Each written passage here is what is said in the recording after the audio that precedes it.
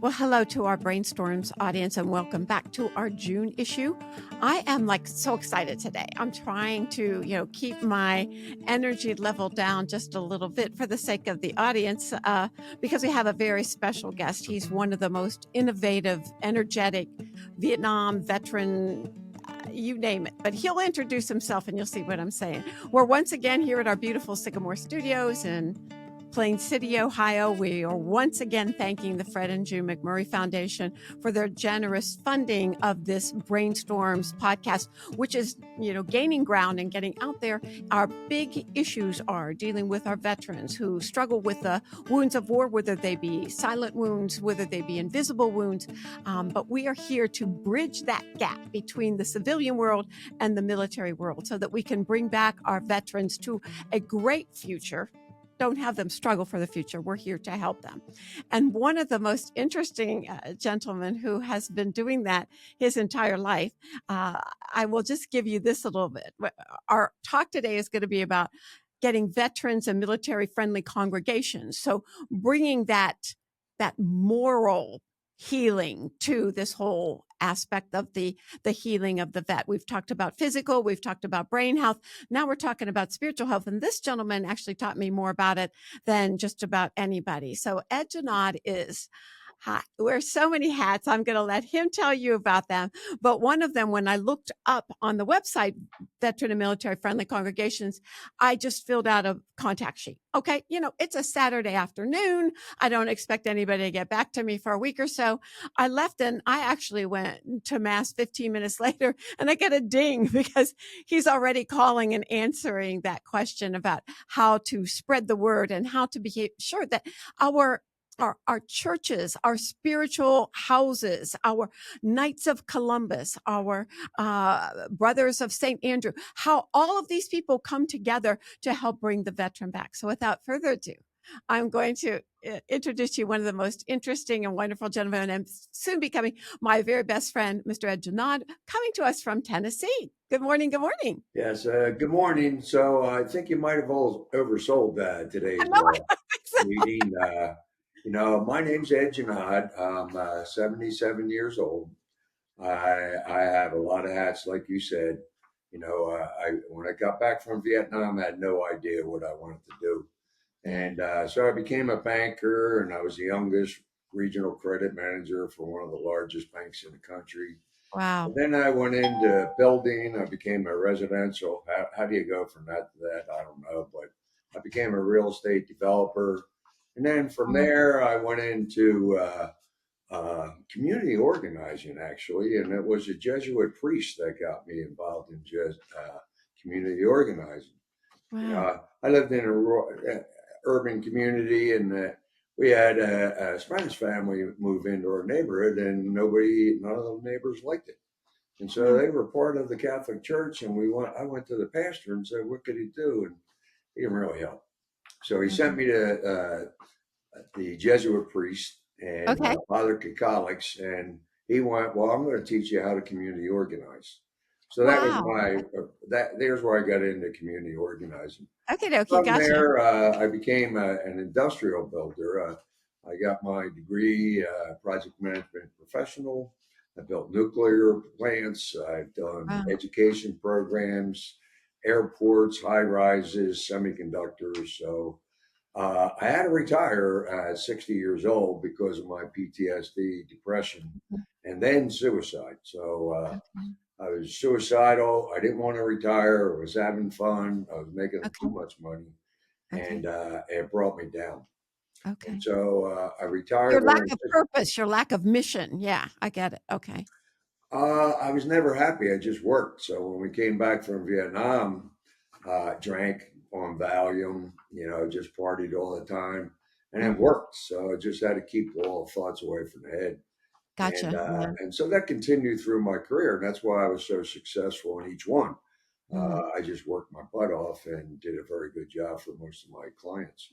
Okay. But when I retired, I had no purpose. I was still struggling with suicide, depression. And I finally went to the VA. Okay. And it's the first time I went to the VA in 40 some years. Oh, really? Yeah. Oh, So I whoa. never Okay. went for help. I mean, so the VA wasn't around back in those days. And, Okay. I wasn't treated. I was one of the ones that was spit on coming back. And, Mm, fortunately, my brother's a Marine, and, he kept me from knocking the guy's head off for spitting at me. And I gotcha. Yeah. so thanks, Rich, for that.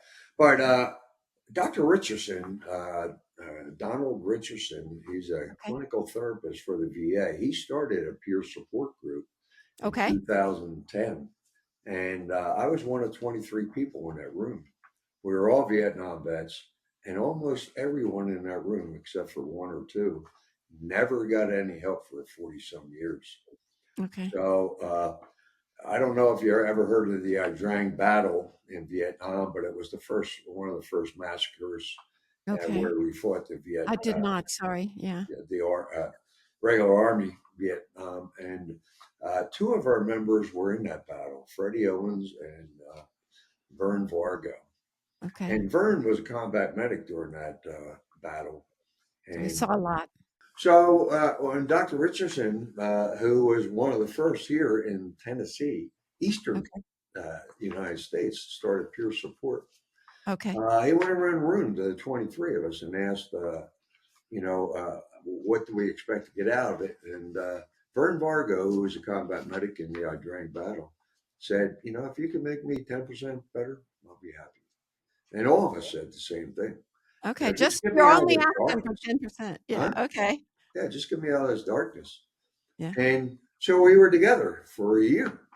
Okay. And we had a lot of fights in the place. We didn't trust the VA. But we did trust Dr. Richardson. And we Perfect. were getting better. It was Okay. more than 10%. And one of the great things about Dr. Richardson, he's the first one that brought spiritualness into our therapy. Okay. We had one of our guys that had to kill a kid. Mm. He was going up to his group, and he was ready to blow the place up, Yeah. and he struggled with, I killed a kid. Yeah. And one of the first things Richardson told us was, you know what, that's not what the Bible says about killing. It says thou shalt not kill. And then what he did is he had us set up a court between the 23 of us, Oh, and then wow.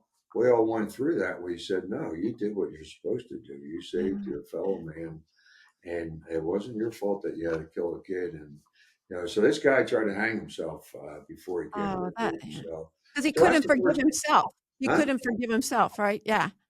Well, Oh, that's the first time things were, really feeling good. We saved this guy from the noose, and yeah. and then the VA came in a year later and said, "You're done." Whoa. Whoa. Now, in America, not just at the VA, no doctors, your doctor, if you go back to the 60s, nobody believed that it shouldn't be patient centric. Correct. That That was the that was doctors were it. You tell me the patient what I'm supposed to do. yeah. Well, the VA realized in 2009 that veteran centric was a key component, a fundamental component to mental health, Okay. right? And so that's how Dr. Richardson started it, because the VA sent a mandate in 2009 to say you need peer support, and we were one of the first in the country. Well, Very good. after a year, the VA came and said can't do it anymore. What? 'Cause it was working. Yeah. Okay. What? I mean, we're getting better for the first time in 40 years. Yeah, you didn't have to deal with us for 4 years, and you can't handle a hour a month. So they were Wow. giving us all kind of excuses. Well, none of us would put it up, and I guess that's where my uh, doc, uh, father Catholic and my community organizing came in, Yeah. and then Freddie Owen, he was the co-founder of Vet the Vet. That's what we started. He Okay. was a community organizer. He was a black man. So we Okay. both got together as the co-leaders, and we went, this isn't going to work. I mean, you screwed us when we got back from Vietnam. You didn't want to talk to us. We went for 40 years. You never helped us. We never asked for help because we didn't trust you. Now Yeah. we finally get the support that we need, and you're saying no more. We Wow. wouldn't put up with it. Yeah. So Well, we very put good our for you. demands on it. The senators, congressmen, nobody beats the VA. They Yeah. all said the right thing. They were telling us how great our group was. They were terrible. Mm. So And our didn't you groups, tell me, just one second, didn't you tell me that, okay, in the rural areas where 47% of our military comes down, that there aren't that many VAs, and that even where there are, about 30% of veterans utilize them routinely? Isn't well, that so let me get some of the facts here. sure? What we did is we just said, look, you need to help not only us but the returning veterans, Okay. and we want peer support. So it Okay. took a lot of protest, it took a lot of TV time, and it took a lot of support for the executives to say, yes, we're going to work with you. It Okay. took us 4.5 years for that to happen. To get back something that was working. Yes. Wow. And we had to go through the inspector general. We filed lawsuits. Oh my And goodness. Oh my after those goodness. 4.5 years, what the VA IG said was yes, that Okay. our facility director, our network director, failed to provide fundamental mental health to 163,000 of us Oh for man. all those years. Wow. And so then we developed a bridge. We didn't even call it a partnership. We Okay. developed a bridge between the VA and ourselves. Okay. So what you're talking about is, how we got together with the VA. Yeah. So after we start bridging and becoming somewhat partners, we were asked to go to Nashville, Tennessee, Okay. where that's our capital, and the VA asked us, and the state mental health asked us, Okay. and the Department of Veteran Services, Tennessee. So Okay. they asked Freddie and I, how are we going to help veterans, especially in rural communities? Mm-hmm. And we both said through our churches. You're Wow. right. So Wow. whether rural or urban, the VA only handles about 30% of the entire veteran population. That's what you had mentioned. Yeah. And then, yeah, that's not very much for considering the wounds of war or even the wounds of training, right? Right. Uh, So actually, it's kind of funny, Doctor. It was the VA itself in the video. They didn't even know that the video was made. It was made by a chief of chaplain services in Durham, North Carolina. And we oh, found the whoa. video, Okay. and he's on the video saying that spiritual help and support is fundamental to our recovery. And then he's just said something like 10 times. He mentioned that veterans are 10 times more likely to go to a clergyman, Oh, a whoa. clergy I didn't person, know that. than all the VA combined. Wow. That's a high number. I mean, 1 out of 10. Yeah, that's a high number. So here's the VA doing that. And Okay. they're asking us, how are we going to help in rural communities? So it was kind of funny. Uh, so Freddie and I said, yeah, let's, if you want it. So there's no services in rural communities. Okay. We have 95 counties. We probably have 8 rural clinics in the state. Okay.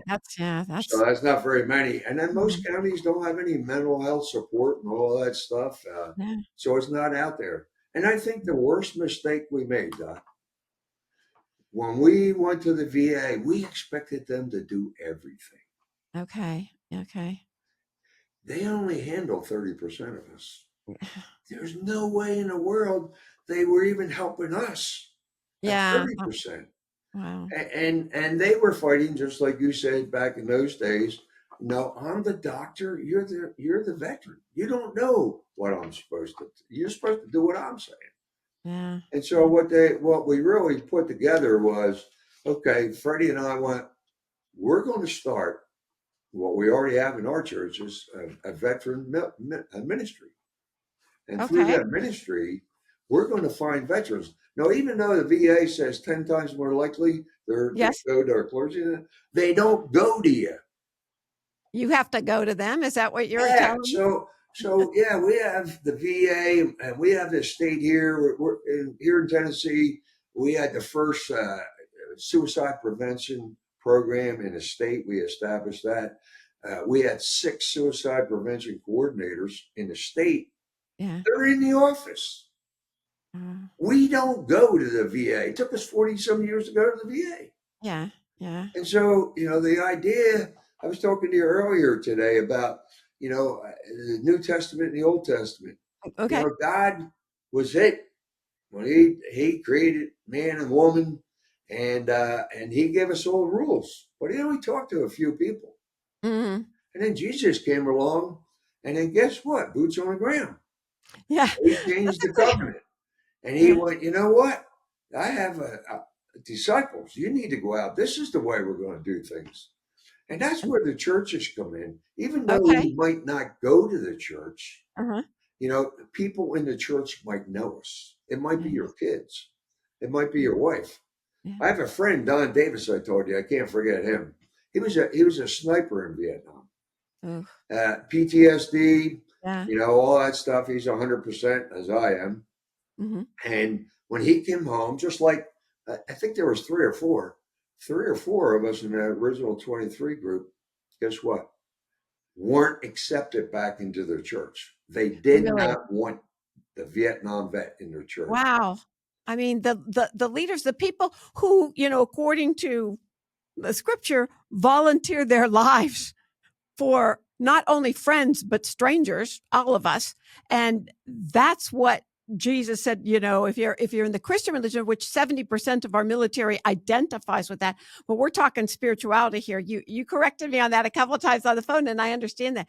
But these are the people you want to be in your parish, to be, leading you, to help, increase the parish. So what happened when you all came back and you were not welcome? What became of you? Well, so I'm lucky. I had an uncle that was a Korean War vet. He was a chaplain. And Okay. so my dad, he was killed in a fire. He's a hero. I'm He sorry. was killed in a fire when I was 6 years old, fighting a fire. Okay. And so Father Keenan stepped in, and he really took over. I also had a Catholic nun, Sister Ann DeShano. And she's how So, related to you? yeah, so Father Keenan made me, I was an altar boy, even senior in high school, so, uh, but I was just playing the role.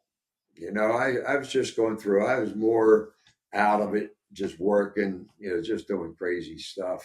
But yet that was a sign of service at an early age. Nonetheless, that was a sign of service. Yeah, And for you to it's kind of funny. You asked me how I even got involved. So my dad was a hero, and he's got his picture and name all over Philadelphia, him and 10 other guys. But my brother Richard, he's a Marine, and he was, because I was just a senior in high school. Excuse me. We were for the war. Now, I didn't know what the war was about. Yeah, right. I was a senior in high school, had no clue, father going. And so Richard took me to a event Mhm. supporting the war. And while we were walking, a man came up to us, and he was yelling at Richard and I, and yelling at us because he's saying we didn't know anything about the war and that his Oh, brother was killed. And I turned around, and my brother and I turned around to that man, and I said, you know what? I'm going to go to Vietnam. wow. I'm never going to have a person like you come up to me and say, I don't know what it's like. Wow. So I pushed my draft up. I didn't have Okay. to go to school. As a result of my father's death, we were given scholarships to college. Okay. So I didn't have Wow. to go, but I pushed my draft up. And I was in the 715th Artillery in Fort Bragg, North Carolina in Okay. But 1960. go ahead. So I was in Fort Bragg, North Carolina in 1967, actually 66, when we got orders as a unit to go to Vietnam. Well, at the time, I only had 6 months left, so I was too short. And so I had to plead with the captain to allow me Mhm. to go. And so I was lucky So enough. you go through all of this, you go through war, you come back home. What exactly happened at your church, if you don't mind sharing with our audience? I didn't participate.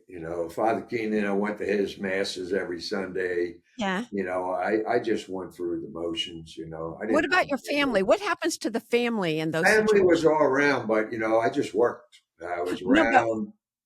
but you were mentioning your one friend who I think you were starting to talk about, who not only did Don he not Davis. know. Yeah. Go ahead and tell So that Don, story. so we were the first group with Dr. Richardson. So Okay. after we won the battle with the VA, then Dr. Richardson had cycles, and he Mhm. put new groups together. And then when they Okay. left Dr. Richardson, they came to us. Okay. So we were trained as certified peer recovery specialists. Okay. And then once Richardson was done with them, we ourselves took care of it. Okay. And where did the veteran military friendly congregation come into that? Because that's what Well, we want our audience to yeah, know. vet started when we started fighting with the VA, Okay. and You then went out once, to the churches, and what did you say? What did you do? How did you make connections? well, Freddie and I just knocked on doors. Okay. And, it was a lot of contacts and letter writing and all that stuff. Protesting, him and I were used to. So we did it, and we weren't radical about it. We would give the VA our action Okay. plan.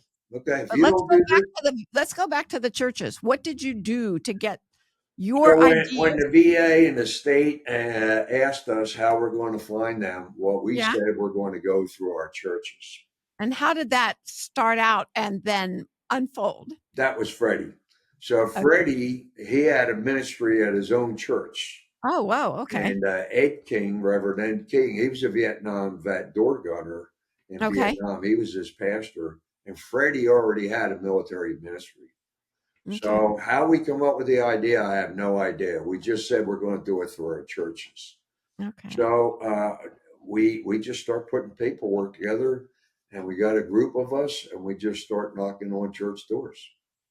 And And it was some time before you found what the military friendly congregation, right? So if you could right, tell our audience how you did that and then merged the two, because that was brilliant of you all and took time, energy, and a lot of savvy.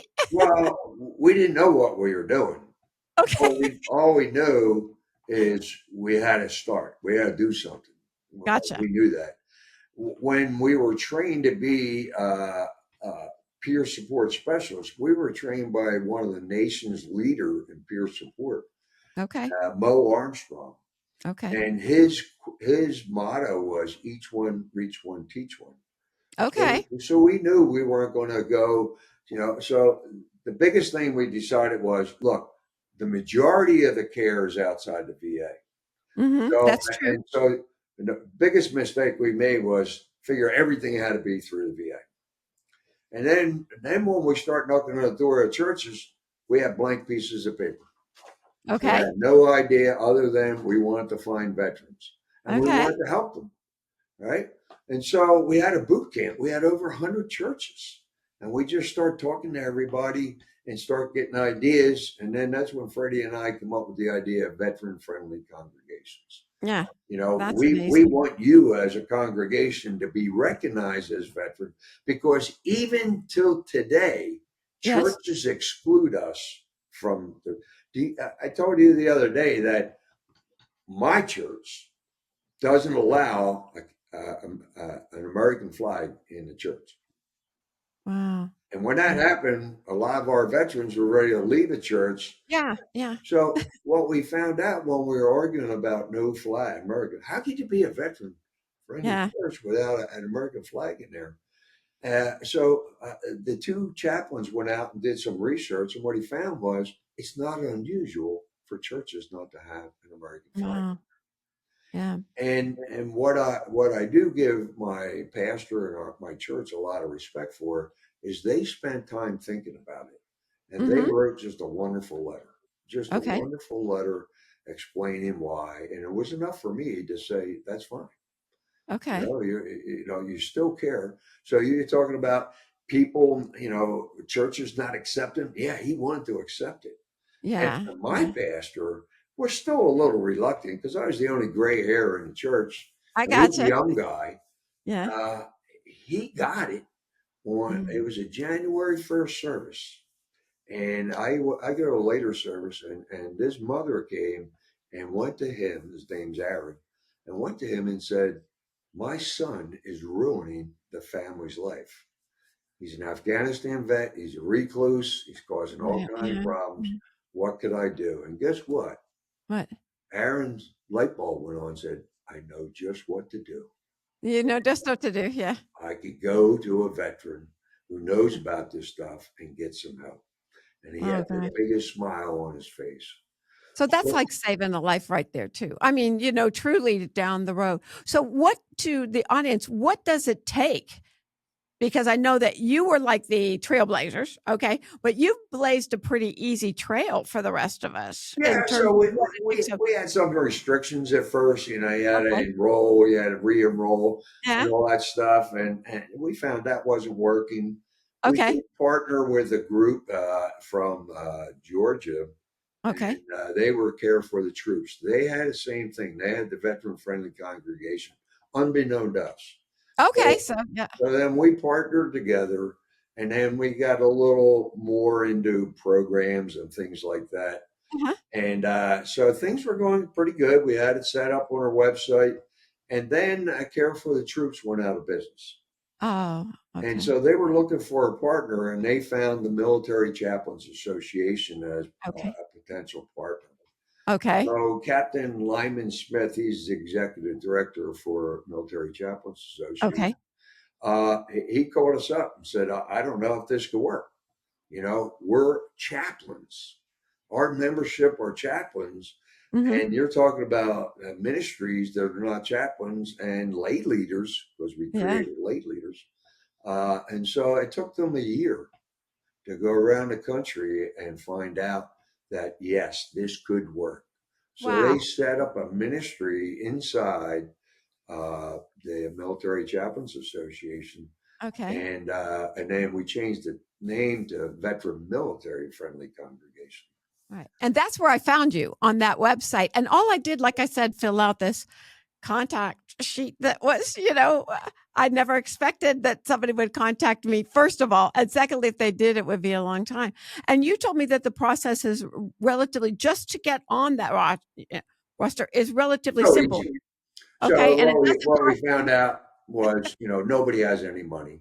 Yeah. Okay. So one of the first things, yeah, you asked us how this really got rolling out. Well, I told you we had a boot camp of over 100 churches. Right. Yeah. Everybody Okay. wanted to sign up. Only Okay. one signed up.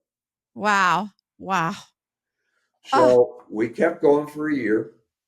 okay. And then we had a lesson learned with a couple of the pastors, Freddie's Okay. pastor, my pastor. And Ed King, Reverend King, said to us, we said, how come none of these other churches signed up? Because they had already signed up. And he goes, listen, pastors have too much on their plate. They don't have any money. They have Okay. so many different, they're torn everywhere, just like a Okay. lot of people. And they don't have any money, and they really don't have the resources.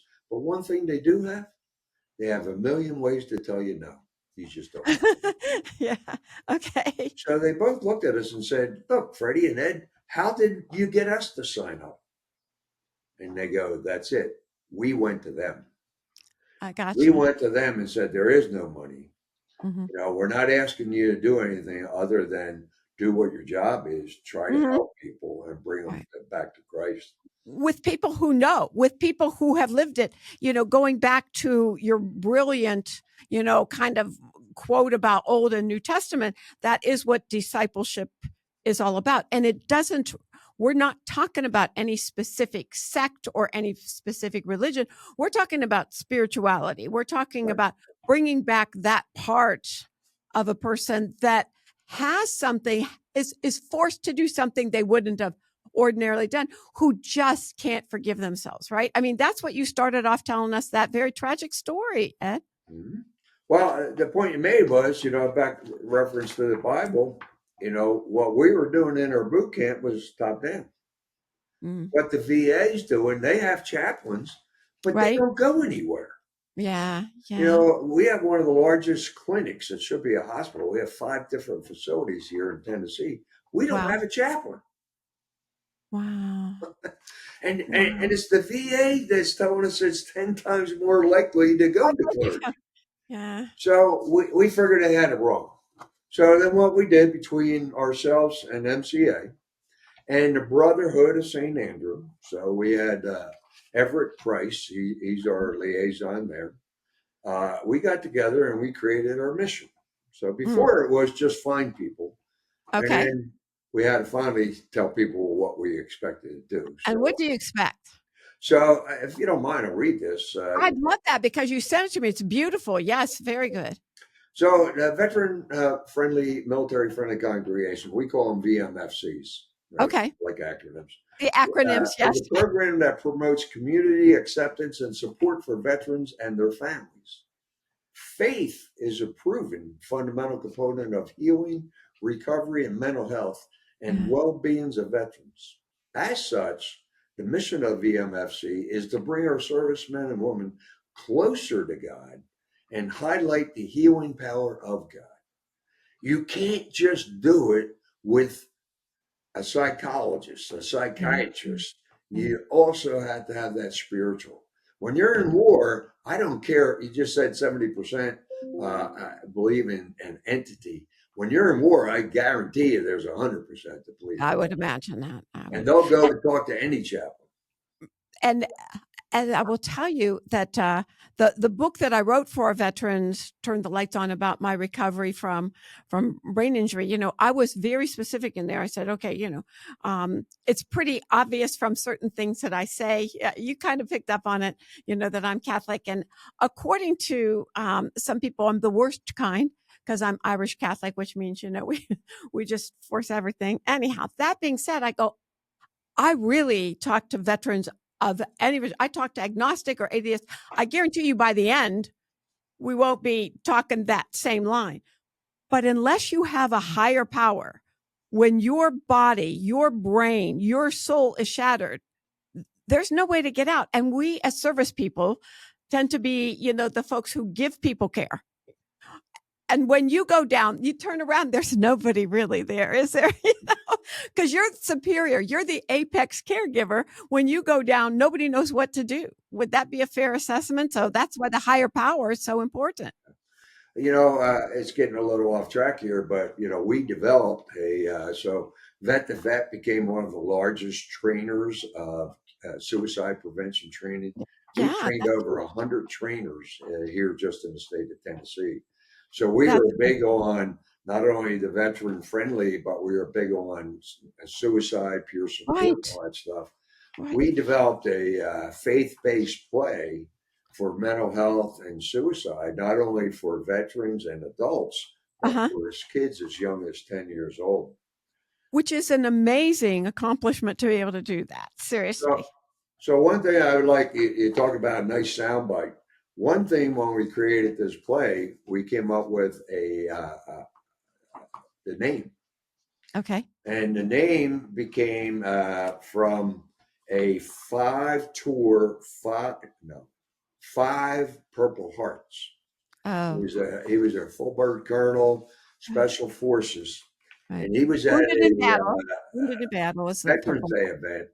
Okay. And he was up there saying, I don't know about you guys, but when people say thank you for a service, I don't know how to respond. Mm-hmm. And he said, you know what? My wife told me how to respond. And you know what that response is? No. You're worth it. Mm-hmm. And so one of the things we train, because it changes, look at your face. Look how it changes. Yeah. The response you get from civilians is blown away. There's instantly a smile. Yeah. And even a veteran. So one way just to start getting you to think right, get away from this haze we have, you're worth it. And when you say that, it makes you feel a lot better. So that's one of the biggest things we talk about. I'm going to continue with our mission by becoming a VMFC. Your congregation offers a vital support and care to veterans and their families. Often, as I mentioned, veterans are reluctant to seek help through traditional avenues.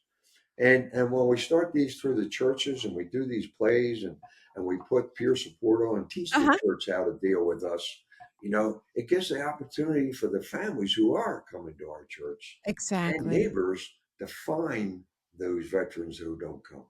Oh no, that's absolutely. And get that. We learned that through our veteran friendly, through our veteran courts. Gotcha. And we Veterans can don't get go started on that down. right now because we're Well, ready to wrap up here. But here's the deal: we will have you back for that. Okay, we will because you've done, like I said, so many things. We're going to be putting your information on, our website when we put this up. We will also be giving links, the ones that you have given us, as well as to get our audience thinking about their own church, their own congregation, and how they could best vet this. But if you were giving, like just here's the blueprint. Here's the Mr. Ed Junod checklist for the best way to do this and your favorite quote. I'd love you to end our podcast with your words of wisdom, if you don't mind. well, we talked about Jesus and the disciples, and this is boots on the ground up. We have two denominations that stand out amongst all of them. Okay. Now, we are in 26 states right now. You have two in Ohio. Okay. And I understand you just got another AME that's ready to Yeah. sign up, right? We're So the working on it. AME churches, as I mentioned, we're in 23 states. We have 43 AME churches. Okay. The Episcopal Church leads everyone. They have 65, and they're in 12 states. Now, you ask me why are they out there? And that's because they have recruiters. The Okay. Episcopal Church started what they call military missionaries. And if you put the map link on there, you'll see San Diego and all that stuff. Oh, They yeah. started out there in that diocese. Yeah. Now, the Episcopal Church nationally in 2023 said, we want to follow Vet to Vets because it's our programs along with, so Vet to Vet is a strategic partner to MCA. So What we want to point out is that, we're talking primarily the Christian churches right now, because that's where that's my space that I'm just barely getting into, but where you've been. But we realize that there are, Jewish congregational members who also, and it can go anywhere, we right? have And all kinds of denominations. I've been to one of my favorite vets of all time who taught me a lot about getting yourself centered and being able to pray, was actually a Buddhist, and went to the Buddhist temple where they welcomed him back with this. I got to tell you, it was, one of those things that make you very proud, to just be a member of that congregation. So we want to point that out. That's kind of where we are right now, but all of those maps will be there. Your organization is still there to help out and, probably hopefully get some boot camps out of this and links to this. But what would be your final kind of shout out? So the shout out, if you're going to be a recruiter, and this video is going to do that, we need to know how to knock on the doors and try to get the pastor to agree. Yeah. One thing you have to do is let them know, number one, there's no money. Okay, yes. Number two, that we know you're busy and that we're going to find a lay leader. Most of them are veterans, and they get the veterans. My pastor didn't have a clue. And he said, what are you going to do? I just set up a table. And so let's find them. Yeah, so, I agree. Yeah. So I think it's important to let the recruiter, the disciples, to understand what the benefits are. So we just read our mission. What's the benefits? Well, we're trying to bring veterans and their family back to church. Right. We want them back in church. Which you said, which is a win-win with both the church. We want, we're helping them spiritually. And then 9 times out of 10, when we start talking to them, we could get them into the VA. We're lucky here in Tennessee. We have a nonprofit, one of the largest. It's called McNabb Military Services. 90% of the people that we get, we send not to the VA, we send to McNabb. Yeah. So and that goes back to that I wanted to point out when church, you have all these resources. All you have to do is name them. Well, one of the things when I was talking to that AME, African Methodist Episcopal Church, is that once a month, they bring in everybody. They bring in VA, they bring in counselors, they bring in employers, they bring in healthcare workers, they bring in people. And their question is this: what can you do, veterans, to help us get the word out? So again, I'm looking for that final statement. So you have to do something. So you and I can't just be on this podcast talking and publicize it and walk away like the other 100 churches. Oh, very good. And Yeah. just know that, so I say your obligation is to do something. Oh. The enrollment is so simple. Was it hard to do that? No, not at all. One sheet of paper. I know. Yeah. One sheet of paper, and it just asks you 3 questions. Yeah. It asks you, are you going to start a military ministry? We don't care what that is. Put a poster up, put a hat on, do anything. We could help you with programs. And Right. what the VMFC does is provide your congregations with boot camps. So Yeah. if you want to know how to do a play, you want to know how to start, how to bring them into the church, you can contact MCA through the website, and Yes. then we'll set up a special boot camp just for your church. Oh, And then that's we'll wonderful. find The out Military what your Chaplain needs are. Association. So the Yeah. other thing, Doc, you have to really do is you Yeah. can't go out there and think you know what we need. Right, because you don't. You go to AMEs, mostly elderly. You go to Episcopal churches, mostly elderly. They need different services. They Yeah. need different services than men and women come back from these things. Absolutely. I agree. So the first thing the church has to do is understand what the needs are. Yeah. Don't ask, what can I do for you? Ask, what do you need? Right. And then find the resources, not the other way around. Don't bring the resources to the church once a month to think you're going to help. Maybe they don't want to hear any of that. Right. No, this was all, they did all that first. This is what everybody needs. So our takeaway from this is a great way to help everybody. Our tagline at Resurrecting Lives Initiative is resurrect a hero, strengthen a nation. This is strengthening your congregation, your community, your nation. We'll provide lots of help. I'm sure the audience can say that, as I told Steve, our person who helped us set up podcast to begin with at Sycamore Studios, I said, this man has more knowledge than we can put on this podcast. So we're going to bring you, this is Ed Junod 101, but we're going to be bringing you back. And we thank you so much for being here. The takeaway for our audience today is do something. And if you're not sure what to do, we've got a gentleman here who can certainly help. Well, there's a lot more than myself out there. And here's the last thing that I'll say. Yes. When we bring our congregations, they share what they're doing. Yeah. So it's not just our ideas. When you met with the AME, I'm sure you learned from that pastor or something from him, just like you talked about the Buddha. So when we all get together, we have quarterly meetings with MCA for boot camp. And anybody who wants to call in, give ideas. So that's what we do. We share the information. That's what Jesus did, right? Okay, you have to go to all the ends of the earth to go out there, and that's the only way we're going to find them. They're not going to come into your office. Right. Some of them will. Thank you so much for joining us here in Ohio from Tennessee. And we really appreciate all of your knowledge, and we'll let you know how this goes. When I'll be watching the map. I want to see your dots on Ohio. Thank you so much, Mr. Junod. You take care. Thank you for your service. God bless you too. Bye-bye now. If you are thinking about harming yourself or attempting suicide, tell someone who can help right away. Call 911 for emergency services. Go to the nearest hospital emergency room. Call or text 988 to connect with the 988 Suicide and Crisis Lifeline. This podcast is made possible thanks to a grant from the Overwatch Alliance, and it's produced by the Resurrecting Lives Foundation at the Sycamore Studio. Music is written, performed, and graciously provided by Tim Beckley.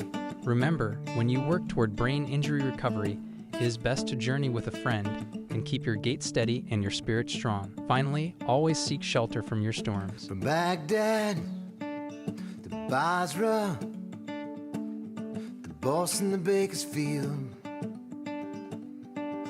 the hottest battle I ever fought is raging inside of me. My brain has been battered, scrambled and rattled, and no one knows what's going on